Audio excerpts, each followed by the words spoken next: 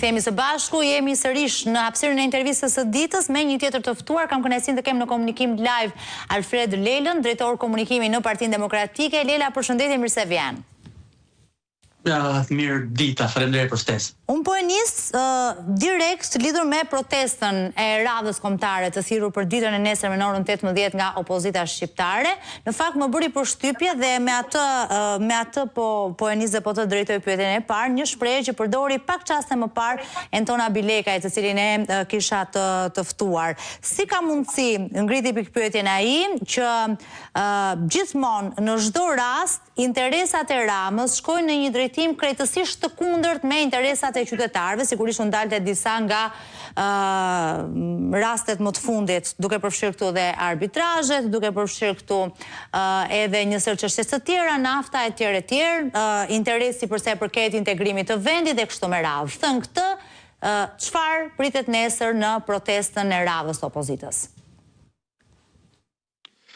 Shiko, sa i takon kundravajtjeve të Ramës në raport me popullatën, me qytetarët, mendoj që kjo shpjegohet nga i vetmi qëllim që Rama ka patur dhe ka, që është ai i pushtetit personal dhe të grupit me çdo kusht, pavarësisht qytetarëve.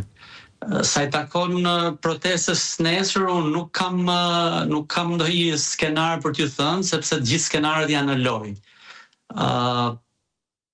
Dihet tashmë që është e disata, pra është protesta nesërme është në serin ose në stinën e protestave, e cila ka nisur që në fund të dhjetorit, dhe opozita, Partia Demokratike, si partia kryesore e opozitës, është duke i diskutuar të gjithë skenarët, dhe të gjithë skenarët janë në sofër, janë në tavolinë për protestën e nesërme. Ju i keni parë, i keni ndjekur protestat kanë marrë trajta të ndryshme, sidomos të 2 herë të fundit, pra kanë dalë nga forma me të cilën nisën, që ishte demonstrimin në bulevard Skena Fjalimet, dhe kanë marrë një formë tjetër, por as forma e parë dhe as e dyta nuk janë të dhëna një herë e përgjithmonë.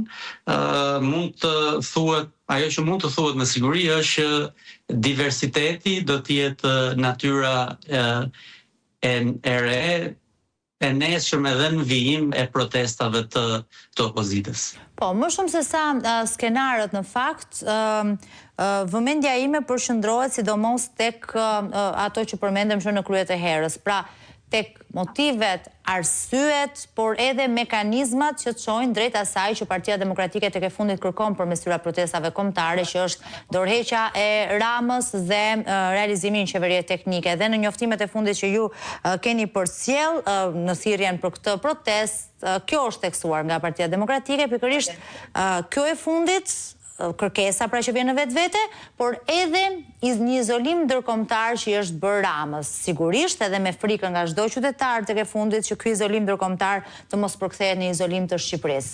Çfarë për të thënë për gjitha këto, për motivet e tjera? Shiko, motivet i inkuadrove ti vet duke cituar atë që kishte thënë Bilekaj në intervistë. Motivet janë krejt të kundërta e atyre që ka Rama.